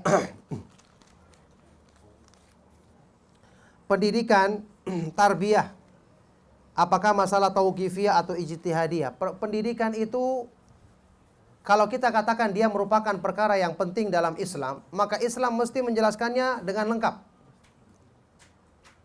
Ini berarti permasalahan tersebut harus merujuk kepada dalil dari Al-Quran dan Sunnah. Adapun masalah sarananya, kita boleh menggunakan sarana yang ada selama tidak melanggar agama. Sarana-sarana yang dibolehkan yang tidak melanggar agama. Segala sesuatu yang melanggar agama mesti tidak akan membawa kepada kebaikan. Apalagi perkara yang haram. Karena Allah tidak menjadikan kebaikan itu pada perkara-perkara yang diharamkannya. Misalnya ada pengajaran dengan menggunakan gambar-gambar makhluk hidup yang bernyawa yang lengkap. Kita katakan tidak boleh. Dan tidak akan membawa kepada kebaikan. Karena ini melanggar syariat Allah Subhanahu wa ta'ala. Dosa besar. Intinya, kalau berhubungan dengan masalah pendidikan,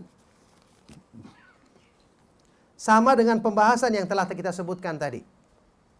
Pendidikan itu tujuannya untuk membentuk generasi muda menjadi generasi yang baik.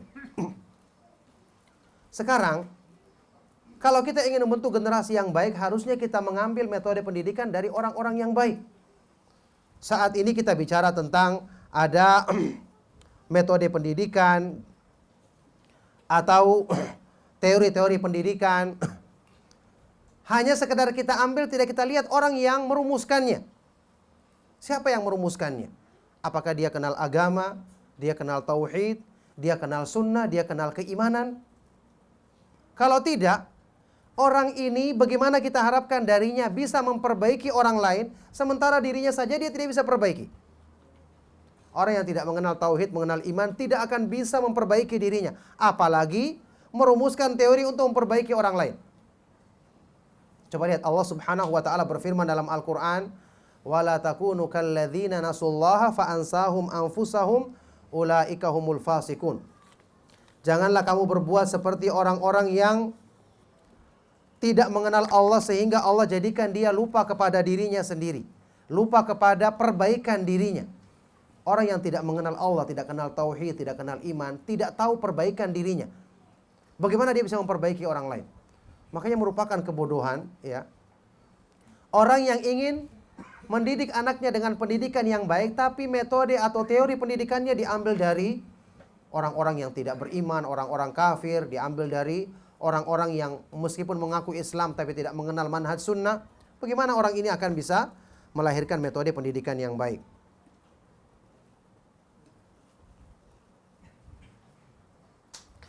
Ustadz, apakah ada hubungan kecerdasan dengan jenggot?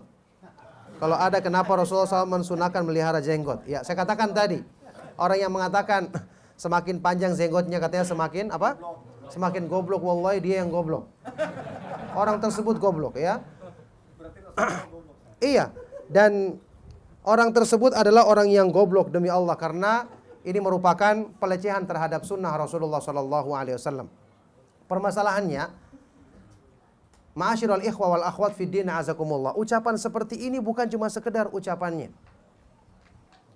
Orang yang mengucapkan seperti ini, ya, kita ketahui dia adalah orang yang mengetahui sunnah Rasulullah SAW, orang yang punya pendidikan Islam.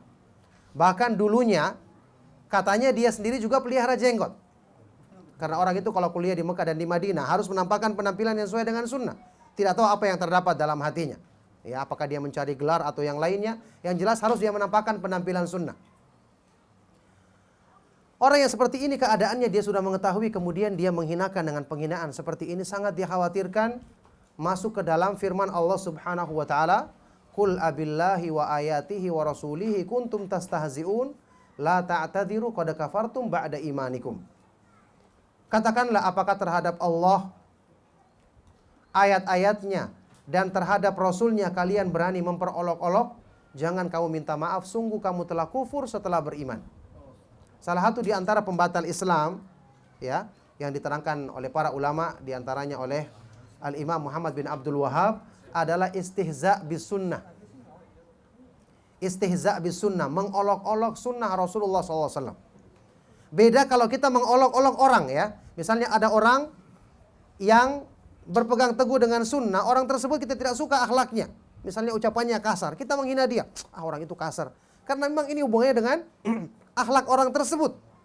Bukan karena kebaikan yang dilakukannya. Tapi ini yang diolok-olok adalah kebaikan yang menyeluruh. Rasulullah SAW melakukannya, Abu Bakar As-Siddiq melakukannya, Umar Ibn Khattab.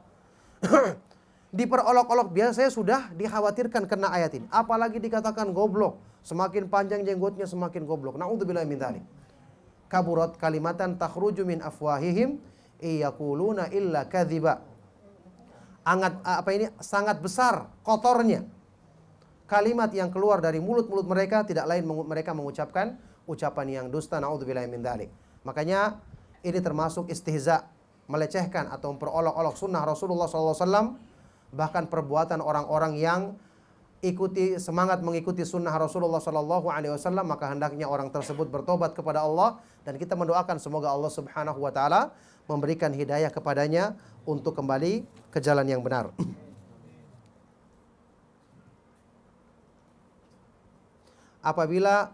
Apakah bila seorang anak melakukan dosa tanpa pengetahuan orang tuanya, si orang tua juga mendapat dosa? Tentu tidak. Kalau orang tuanya sudah mengingatkan, sudah menasihati, dan anak tersebut melanggar tanpa pengetahuan orang tuanya, atau dia yang memaksa orang tuanya, maka tentu tidak, orang tuanya tidak mengenai dosa tersebut karena dia sudah berusaha menasihati. Bagaimana cara memelihara anak angkat, bukan anak kandung, terutama untuk hukum persentuhan antara ibu dan anak? Ya, tabani dalam Islam itu tidak ada. Ya, menjadikan anak angkat. Yang ada, kita boleh menyantuni anak yatim, tapi tetap tidak dikatakan sebagai anak kita. Karena yang berhubungan dengan hukum mahram, ya tidak boleh bersentuhan. Ya, kalau itu anak misalnya laki-laki dan perempuan, misalnya bagi orang tuanya yang perempuan, misalnya anaknya sudah dewasa, tidak boleh. Kemudian masalah yang berhubungan dengan warisan, ini tidak diperbolehkan. Makanya dalam Islam yang namanya tabani itu dibatalkan. Dalam Al-Quran itu dibatalkan, mengangkat anak, apalagi seperti perbuatan jahiliyah, anak itu dinisbatkan kepada bapak angkatnya, nanti dapat warisan, ini tidak diperbolehkan dalam Islam. Kita hanya diperbolehkan menyantuni anak yatim, kita membiayainya, atau menempatkan di rumah kita tapi di tempat yang terpisah, atau menyekolahkannya, itu yang diperbolehkan. Yang ini cuma berkaitan dengan masalah santunan tersebut, tidak berhubungan dengan masalah dijadikan sebagai kedudukannya seperti anak kandung. Bagaimana pola pendidikan untuk anak bila ada perbedaan pemahaman antara suami dan istri? Suami masih belum menjalankan sunnah. Insya Allah ini sudah berkali-kali kita sebutkan. Nasihati dia dengan cara yang baik. Ajak dia ke tempat pengajian. Kenalkan dia kepada suami teman kita yang mungkin bisa lebih bagus cara mengajaknya karena sama-sama laki-laki. Mungkin lebih bisa untuk diajak dalam kebaikan. Dengan terus berdoa kepada Allah Subhanahu wa ta'ala. Insya Allah meskipun ini membutuhkan waktu, Allah Subhanahu wa ta'ala tidak akan menyia-nyiakan usaha dari sang istri tersebut untuk mengajak suaminya dalam kebaikan.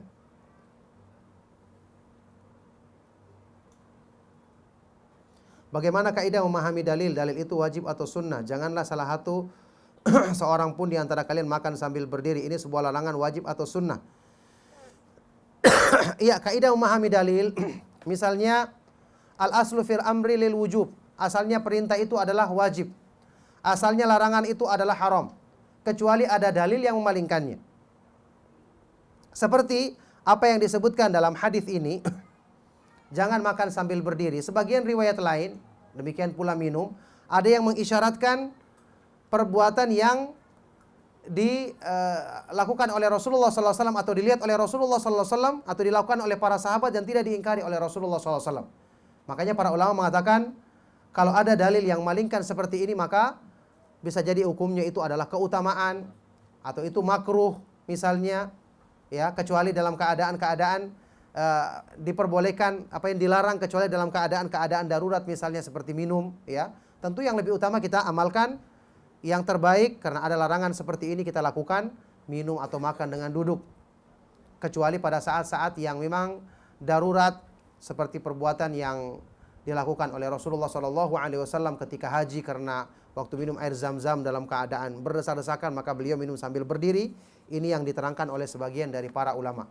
Ala kulli hal, itulah cara memahaminya. Makanya kita menghubungkannya dengan dalil-dalil yang lain agar kita bisa sampai kepada kesimpulan yang benar. Karena hadis satu sama lainnya saling menafsirkan, saling bisa dikompromikan maknanya.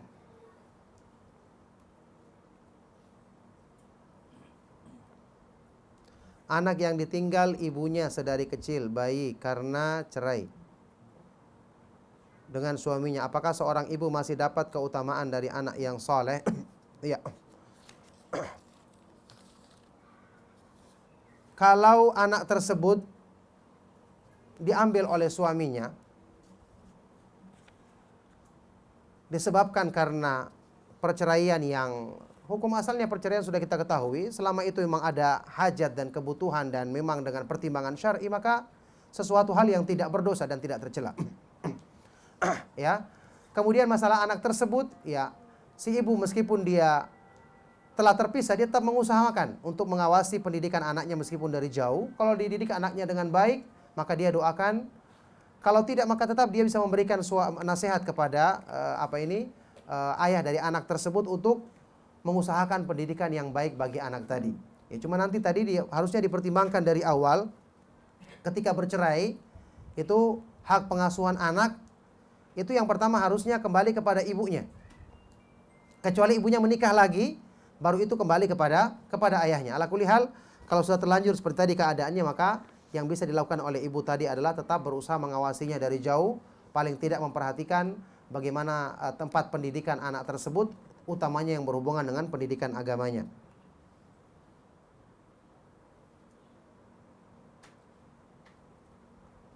Bagaimana hukumnya seorang wanita yang sudah lanjut usia 50 tahun ke atas dan menopause bepergian safar haji umroh tanpa mahram karena katanya ada hukum yang membolehkannya? Tidak ada hukum yang membolehkannya.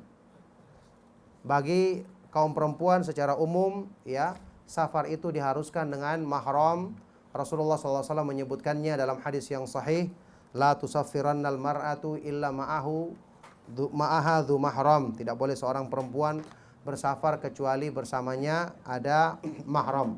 Meskipun dia sudah menopause, bukan berarti dia tidak menjadi sebab fitnah. Ya. Maka tetap yang namanya mahram itu diharuskan bagi seorang perempuan yang ingin melaksanakan haji atau umrah, ya, karena Rasulullah SAW sampai melarang seorang sahabat untuk berjihad agar dia bisa menemani istrinya yang berhaji, padahal hajinya bersama Nabi SAW dan para sahabat, orang-orang yang soleh. Ala kulli hal, saat ini banyak, ya wallahu ta'ala alam bisawab, sebagian travel yang memudah-mudahkan orang untuk umroh tanpa mahram karena kepentingan supaya jamaahnya banyak, begitu ya. Karena fulus jadi mamfush.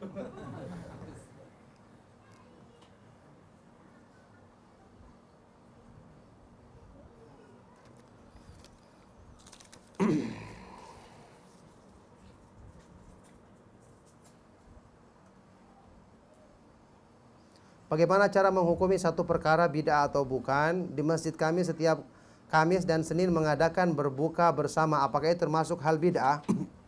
Jadi begini, sesuatu itu bid'ah adalah ibadah yang diada-adakan, tidak ada contoh sebelumnya. Tidak ada contoh sebelumnya. Jadi kadang-kadang ada perkara yang diperintahkan secara umum, tapi ada orang yang mengkhususkan. Rasulullah SAW melarang dalam hadis yang sahih riwayat Imam Muslim, mengkhususkan sholat malam di malam Jumat. Padahal orang boleh sholat malam Jumat. Mengkhususkannya tidak boleh. Mengkhususkan berpuasa di hari Jumat dilarang. Padahal berpuasa boleh saja kapan saja puasa yang sunnah, selain dari hari-hari yang dilarang. Ketika ada pengkhususan dilarang, karena Islam tidak mengkhususkannya. Adapun yang berhubungan dengan berbuka bersama di hari Senin dan Kamis, setiap Kamis dan Senin, ini juga kalau dilakukan secara terus-menerus, dikhawatirkan termasuk ke dalam perbuatan bid'ah yang dimaksud. Karena kalau seandainya dia ingin mengundang orang lain berbuka dan dia mengetahui banyak orang yang berbuka, maka dia bisa menyiapkannya. Mungkin tidak perlu dalam bentuk acara khusus. Ya, saya ingat seperti yang di Masjidil Haram, Masjid Nabawi, ada orang-orang yang memang setiap hari Kamis, hari Senin, atau hari-hari yang dianjurkan berpuasa, mereka menyiapkan berbuka, ya, ada kurmanya, ada haithah yang kayak tepung dicampur kurma yang enak rasanya itu, kemudian dengan ada tehnya dan seterusnya, itu mereka berikan kepada orang yang ingin berbuka, dikasih.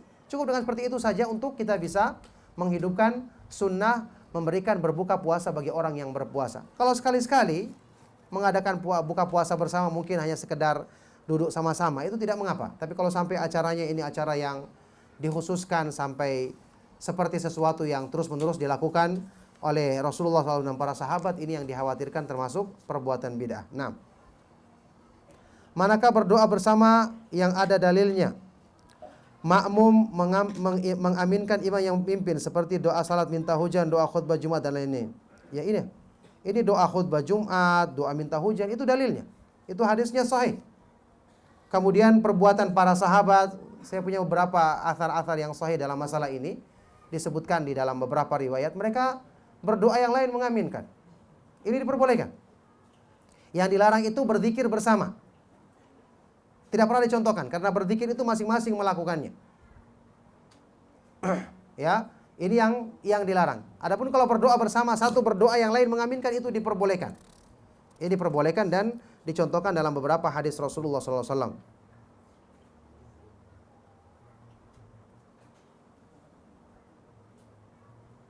Bertawasul dengan amalan kita apa mengurangi amalan kita? Tidak mengurangi. Karena ini disyariatkan dan diperbolehkan, tidak mengurangi keutamaan amalan kita. Tentu ya, selama yang kita minta itu berhubungan dengan kebaikan agama kita. Kita berdoa memohon satu kebaikan dalam agama kita, ya, maka ini diperbolehkan dan tidak mengurangi nilai amal kita, insyaallah. Apabila seorang muslimah ingin melaksanakan salat berjamaah di masjid setiap waktu karena masjidnya dekat dengan rumahnya dan diizinkan oleh suaminya, mana yang lebih utama, salat di masjid atau di rumah? Tetap lebih utama di rumah. Wa buyutuhunna khairun lahunna, dan rumah-rumah mereka lebih baik bagi mereka. Jadi kalau dia ingin laksanakan sekali-sekali di rumah juga sekali-kali, itu lebih bagus. Meskipun kita katakan tidak dilarang dia kalau ingin melaksanakan di masjid. Kecuali mungkin kalau pertimbangannya dia sholat di masjid, dia bisa lebih khusyuk, ya, karena dia bisa rasakan lebih tenang, mungkin bacaan imamnya juga bagus, misalnya. Ini pertimbangan yang bisa menjadikan keutamaannya lebih besar, tapi bukan keutamaan yang dikatakan asal, ya, karena asalnya lebih utama dia melaksanakan sholat di rumah, ya. Lebih bagus kalau dia kadang-kadang datang ke masjid, kadang-kadang dia sholat di rumahnya atau lebih sering sholat di rumahnya, karena itu lebih baik dan lebih utama. Bagaimana sholat jamaah untuk wanita yang memakai cadar apabila terlihat oleh jamaah laki-laki, dan untuk sholat sunnahnya apa boleh memakai cadar? Jawabannya, para ulama yang mewajibkan kaum perempuan memakai cadar, mereka mengatakan harus ditutup ketika dia sholat di tempat umum yang bisa dilihat oleh laki-laki yang bukan mahramnya, ya. Bagi mereka atau para ulama yang mewajibkan memakai cadar, maka mereka merintahkan untuk menutup wajahnya.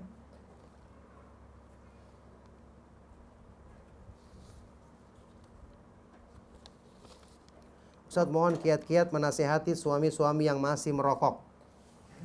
Ya, alhamdulillah nasihat dari para ustaz banyak tentang masalah ini. Sampaikan kepada mereka untuk bertakwa kepada Allah, ya. Orang awam saja mengetahui keburukan rokok itu, ya, apalagi keburukan dalam agama. Kalau dia meninggalkannya karena Allah, mungkin terasa berat, maka keutamaannya semakin besar pula. Karena orang yang meninggalkan sesuatu dengan perjuangan, menundukkan hawa nafsu, tentu keutamaannya semakin besar dan semakin tinggi di sisi Allah Subhanahu wa taala. Alhamdulillah nasihat dalam masalah ini banyak disampaikan oleh para ustadz kita yang bisa diperdengarkan kepada suami tersebut.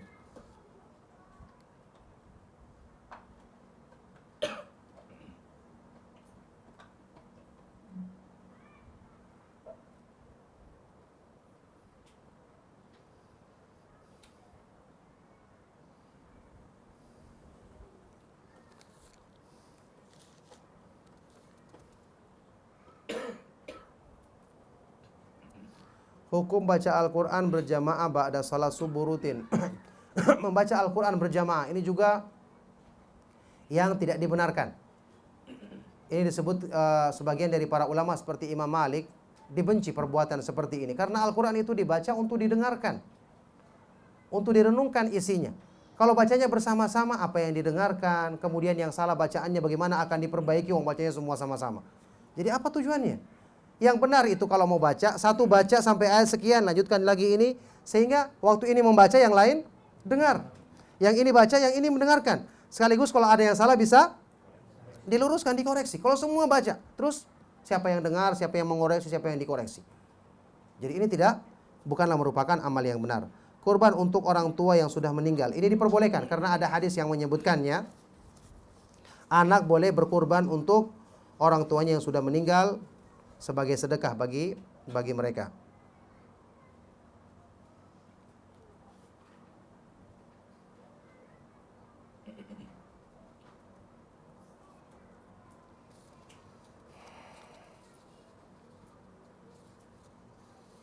Ustadz, antara haji atau umroh, saya punya uang cukup untuk umroh, saya belum haji, mana yang saya pilih? Saya setor untuk haji atau saya umroh dulu? Setor untuk haji kemudian umroh. Ya, setor dulu untuk haji sambil nunggu.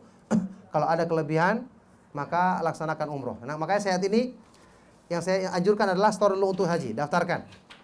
Karena mau tidak mau dengan cara seperti itu kita bisa berhaji saat ini, ya kan? Tidak ada cara lain. Setelah itu kumpulkan lagi uang untuk bisa berumroh dulu. Karena umroh tidak membutuhkan waktu kan? Tinggal daftar, insya Allah langsung berangkat. Maka insya Allah mudah-mudahan sambil kita melaksanakan umroh, sambil kita menunggu waktu pelaksanaan haji, semoga Allah Subhanahu wa taala jadikan itu menjadi sebab kebaikan bagi dua ibadah tersebut untuk diri kita. Ketika mencari ilmu agama, menitipkan anak kepada guru, kita harus memperhatikan agama guru tersebut. Bagaimana ketika kita belajar cara membaca Al-Quran? Apakah harus diperhatikan siapa gurunya kita?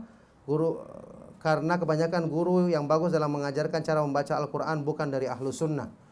Kalau masih ada ahlu sunnah yang baik pemahamannya, yang baik akidahnya, yang bisa mengajar kita dengan benar, meskipun mungkin tidak sebagus bacaan guru tersebut, utamakan ahlu sunnah. Yang penting dalam masalah bacaan ini adalah makhrajnya benar dan tajwidnya. Adapun masalah lagu-lagu itu bisa ditiru, dan ini hukum asalnya sebenarnya para ulama tidak menganjurkan orang itu mengikuti lagu-lagu dari imam-imam yang terkenal. Seseorang lebih diutamakan untuk membaca sesuai dengan lagu yang alami yang ada pada dirinya. Yang penting guru tersebut makhrajnya benar, ucapan tajwidnya benar, itu yang kita jadikan sebagai tempat kita belajar. Nah.